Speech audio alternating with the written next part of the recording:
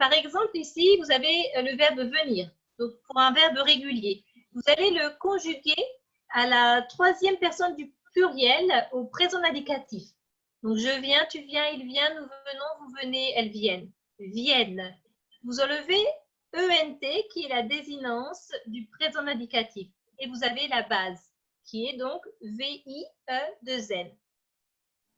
À partir de cette base, vous allez rajouter les terminaisons, donc un peu du présent et un peu de l'imparfait, qui sont les mêmes pour tous les verbes, à savoir E, ES, E, IONS, IEZ, ENT. Mais quand vous avez un verbe comme venir qui a deux bases, vous allez également utiliser la première personne du pluriel pour nous et vous.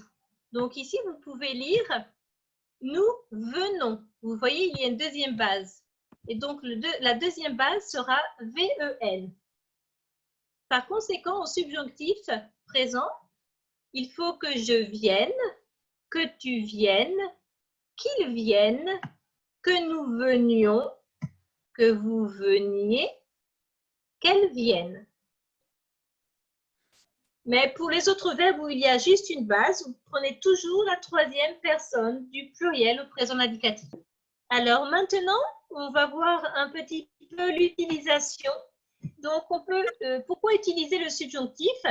Le subjonctif, contrairement au mode indicatif, lui, va parler de l'irréel, de la subjectivité. Donc, quand on donne son opinion ou quand c'est quelque chose d'incertain. On peut l'utiliser avec un souhait, mais jamais avec le verbe espérer. Mais avec je souhaite, par exemple, je souhaite qu'il gagne. Ou avec j'aimerais ou je voudrais.